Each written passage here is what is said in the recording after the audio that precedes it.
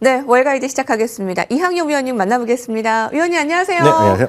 예, 앞서서 우리 혜은 앵커가 여러 실적들 지금 쏟아져 나온 것들을 점검해 줬는데 실적과 다르게 좀 애프터마켓의 주가는 좀 엇갈리고 있습니다. 먼저 마이크로소프트 실적이 잘 나왔는데도 기대가 워낙 높았던 걸까요? 지금 시간외에 마이너스를 나타내고 있고요. 메타 실적 나온 이후에 시간외에서 5% 급등 흐름이 나오면서 좀 점검해 볼 필요가 있어 보입니다. 네, 마이크로소프트부터 잠깐 말씀드리겠습니다. 물론 예. 이제 나온 지가 얼마 안 됐기 때문에 좀 더 자세한 분석, 월요일 시간 제가 내일 이 시간에 다시 한번 정리해드릴 기회를 잡겠지만 마이크로소프트는 딱 이것만 이해하시면 되겠습니다. 매출 이익 다 맞췄는데 가장 큰 관심은 역시 이거 아니겠습니까? 그 가장 중요한 클라우드의 성장률인데 월가의 지금 컨센서스는 38에서 39% 정도 성장 예상했거든요. 이번에 딱 38%가 나왔습니다. 그러다 보니 야 우리가 그거보다 더 원하는데 딱 그 정도밖에 못했느냐? 아니면 심지어는 자기가 생각보다 약간 부족했다는 느낌이 있기 때문에 오늘 전체적으로 한 7%까지 좀 하락했다가 그나마 지금 시간에서 마이너스 3.5% 정도 선방하는 부분이 되겠고요. 반면에 또 오픈 AI에 대한 투자권에 대해서는 그동안 또 상당히 좀 기여를 했다. 뭐 이런 것들이 또 긍정적인 멘트도 나오고 있지만 전반적으로 말씀드렸다시피 지금 이런 것들은 결국은 클라우드에 대한 성장인데 성장이 생각보다는 생각에 비해서 약간 부족한 거 아시냐라는 그런 느낌으로 시간에서 좀 빠지고 있다라고 보셔야 되겠고요. 다음은 메타입니다. 메타는 작년에는 결국 투자에 대한 지속적인 확대 이런 것들 때문에 부담감이었었는데 오히려 오늘 발표된 거를 보면은요 실적도 다 모두 맞춰졌고 앞전 코너는 잠시 나왔지만 KPX 투자는 계속 늘림에도 불구하고 영업이나 이런 것들이 올 한 해 기대치를 높이는 그런 네. 가이던스 정도가 나오고 있기 때문에 상당히 긍정적으로 반영되면서 3, 4% 정도 오히려 좀 올라가고 있습니다. 의외인 것은 테슬라입니다. 역시 테슬라는 실적 자체에 대한 눈높이 자체가 없습니다. 예. 그렇기 때문에 매출과 이익을 맞췄습니다. 그렇지만 그것조차도 좀 긍정적으로 보이는 부분입니다. 냉정히 보면 자동차 판매는 자동차만 보면은 연간을 보면 마이너스 15% 정도는 그 부분이 확인됐지만 그에 대해서 별로 개의치 않은 신경 쓰는 사람이 없었고요. 기본적으로 말씀드렸다시피 워낙 눈높이가 낮아져 있기 때문에 그 기대 이상의 수치가 나온 것만 하더라도 긍정적으로 보는 사람이 여전히 많다. 다만 테슬라에 대해서는 그나마 긍정적인 것은 결국 에너지 저장 장치에 대해서 이번에도 25%의 성장을 했거든요. 그러니까 안정적인 그런 성장을 보이는 패턴도 있다라고 보셔야 되겠고요.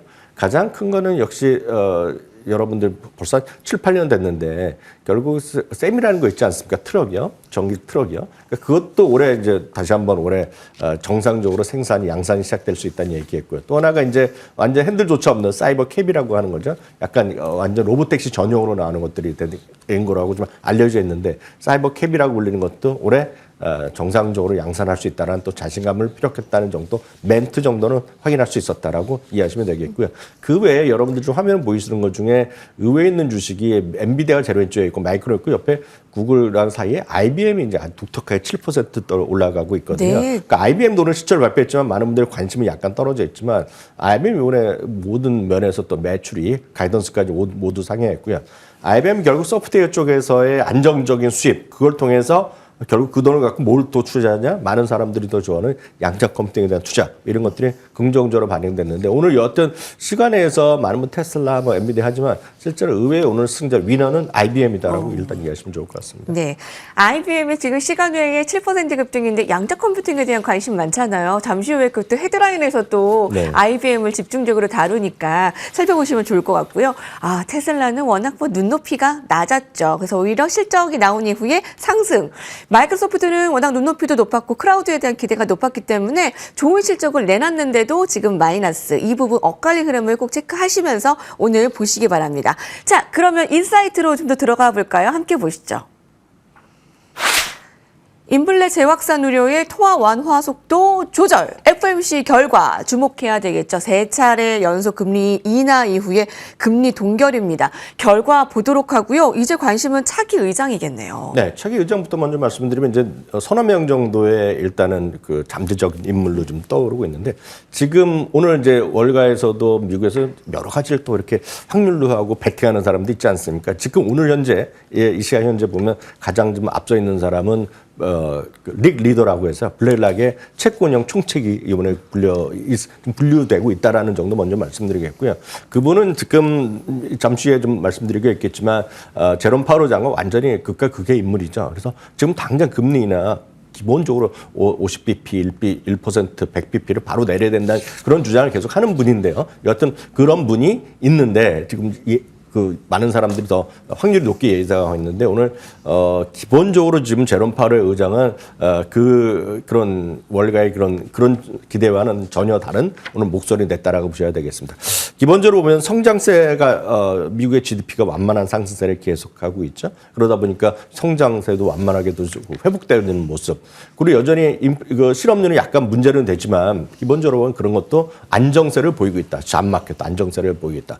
그러면서 또 여러 가지 그 관세의 영향 그리고 물가 이런 것들에서 연말이 되면서 연말 흐름이 있었기 때문에 물가의 상승이 조금 더 위로 올라가고 있다. 그러다 보니 인플레이션 우려가 약간 더 남아 있다. 이런 표현을 하면서 금리를 기본으로 동결했습니다. 물론 2명의 연준 인사들은 오늘 금리를 동결을 보다는 금리를 25p 인하를 얘기했지만 친트럼프 성향 그런 거죠. 그럼에도 불구하고 의견은 이번에도 갈렸지만 그동안 기존에 3번 연속 회의할 때마다 금리 내렸었는데 이번에는 금리 인하가 멈췄고요. 딱 이런 얘기를 했습니다. 당장 기준금리 인하 가능성은 그렇게 별로 쉽지 않다라는 얘기했겠고요. 여전히 상당히 좀 경계하는 목소리를 오늘 강하게 좀 발표했다. 그리고 미국 경제가 상당히 강하다. 상당히 좋아지고 있다. 회복되고 있다. 이런 흐름이고 잡마켓도 안정되어 있다는데 금리를 왜 내려야 되는지 이런 것들에 대해서 약간의 생각이 다를 수 있다라고 보셔야 되겠습니다. 어찌됐건 그런 것들이 나왔고요. 통화정책도 기본적으로 지금 균형 잡힌 시각 으로 전환됐기 때문에 통화정책 갖고 금리의 어떤 인하 효과 이런 것들은 상당히 지금 트럼프의 입장과는 완전히 다르다. 그래서 얼마 전에 결국 연준의 빌딩의 공사권을 갖고 기소를 하고 뭐 이래 갖고 지금 백악관과 상당히 긴장 관계를 갖고 있지 않습니까? 그런 것들이 오늘 발표 이런 걸 통해서 또 한번 이제 별로 인기가 남지는 않았지만. 긴장 관계는 여전히 지속될 가능성이 커져 있다라고 보셔야 되겠습니다. 네. 그러다 보니 페드워치 툴에서 보면 기준금리의 지금 점도 표정이 한 번 인하가 남아 있는데 사람들이 생각하는 2번의 기준금리 인하는 여전히 그 상태를 유지하고 있다라고 보셔야 되겠습니다. 6월이 한 번, 12월이 한 번. 그래서 지금 사람들이 생각하는 이거고 연준에서 지난번에 점도표 했던 것은 한 번. 그리고 리더 같은 사람이 나오면 2번도 부족하고 3번 정도를 예상하고 있다라는 정도를 생각하시면 되겠고요. 기본적으로 GDP만 잠깐 말씀드리면 2025년 3분기에 4.4% 성장에 의해서 4분기에 대해서는 뭐 아직 나오지는 않지만 4분기에서 보면 GDP 나오는 애틀란타 연방은행에서 발표하는 것인데요. 일주일에 한 번씩 발표하는데요.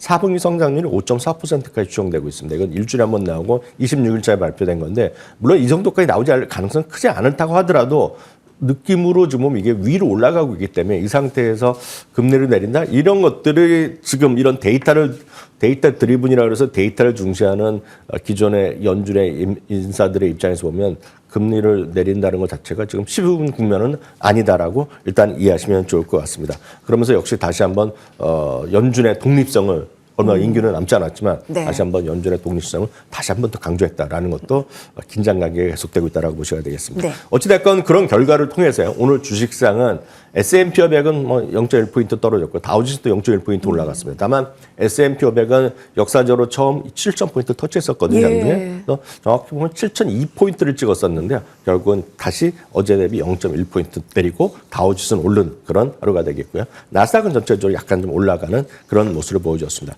10년물 금리는 그런 발표를 전후해서 금리 한채 좀 올라가는 모습 보이다가요. 결국은 어제 대비 큰 차이가 없는 상태에서 금리가 마감됐고요. 미국의 달러는 이제 계속 어저께까지 약세를 계속 보이지 않았습니까? 다만 이제 베세트 장관 같은 경우는 미국의 달러가 강한 것이 미국의 강한 흐름이다. 뭐 펀더멘털 반영이 됐다면서 오늘 또 달러가 좀 반등하는 모습을 보여줬다는 것도 오늘 시장의 특징이 되겠고요. 유가 같은 거는 계속 약간 반등하는 모습 이런 것들이 전체적 흐름이 되겠습니다. 다만 이런 전 세계에서 모든 것에 앞서서 지금 가장 강한 흐름이 보이는 것이 금이랑 은 아닙니까? 네. 금은 오늘 사실 보면 현물의 가격 기준으로 보면 지금 오늘 4,300달러 이런 것까지 계속 5,400이죠. 5,400까지 올라가는 모습 보여줬고요. 그 선물 기준을 보면 역사적으로는 가장 많이 상승폭이 하루 상승폭이 5%가 넘어가면서 오늘 금의 하루 상승폭은 선물 기준 보면 하루 상승폭으로는 사상 최고 기록이 나올 정도로 금에 대한 쏠림이 계속되고 있다라는 것 정도 이해하시면 오늘 시장 흐름 이해하시면 틀림없겠습니다. 그 FMC의 주목도가 이번에는 좀 적었는데 금리 동결 예상대로 이뤄졌고 이제 차기 연준 의장이 블랙록 링리더 CEO.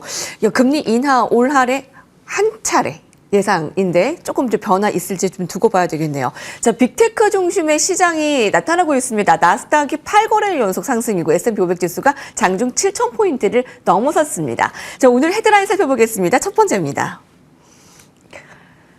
트럼프 리더십에 어울리는 주식 6개 흥미로운 기사였는데요. 트럼프의 말들이 마음에는 안 들지만 투자 전략에는 또 꼭 필요한 그의 정책이잖아요. 그에 어울릴 만한 종목을 살펴본다고요? 네, 이제 표현은 여러 가지가 있겠습니다. 트럼프 리더십에 어울릴 만한다는 걸 번역하는 사람도 있겠고, 어떤 분들은 이제 사실 원문에 베론즈에 나온 직역을 하면 이런 의미입니다. 트럼프의 눈에 들어갈 만한 주식, 이런 표현을 쓰고 있는데, 이게 어떤 얘기냐면, 작년에 이제 여러분들 갑자기 이런 일이 있었습니다. 인텔의 CEO를 해고해야 된다 했던 기억이 있으실 텐데요. 그 다음 날에 갑자기 백악관에 만나서 우린 진짜 친한 친구다. 이렇게 최고로 정말 능력 있는 CEO를 본 적이 없다. 이런 표현까지 하면서 말이 훅 바뀌는 분이 트럼프 대통령인데요. 그러면서 인텔의 지분을 10% 이제 참여하지 않았습니까? 그때부터 이제 주가가 움직이기 시작했고, 엊그저께 발표 달리 오늘 또 주가도 인텔이 또 올라가는 그런 모습을 보여주고 있는데요. 이것은 결국은 국가 자본주의라고 해서 약간 비판하는 사람도 있지만, 결국 정부가 주주가 되면서 정부의 지분이 들어가면서 강력한 어떤 주가의 어떤 반등의 모멘텀, 아니면 주가 하락을 저지하는 그런 것들이 있는 거죠. 인텔과 US 레어스가 바로 엊그저께 이런 뉴스가 있었던 부분인데, 이런 거에 관련해서 트럼프 대통령이 과연 어디까지 손을 뻗칠 거냐, 이런 얘기를 해서 22V라는 곳이 있습니다. 2020V 리서치라는 곳에서 그럼 도대체 트럼프 대통령이 다음에 관심을 가질 만한 기업이 어디 있겠느냐 얘기를 하는 거죠. 그래서 이제 여기서는 6개의 종목을 이들이 선택해 봤습니다. 팔란티어가 여기 들어가고요. 팔란티어 뭐 그럴 만도 하죠. 아시다시피 팔란티어 최초의 투자자는, 최초의 외부 투자가는 CIA였습니다. CIA에서 이사회 멤버까지 있던 게 팔란티어이기 때문에 충분히 그럴 가능성이 있죠.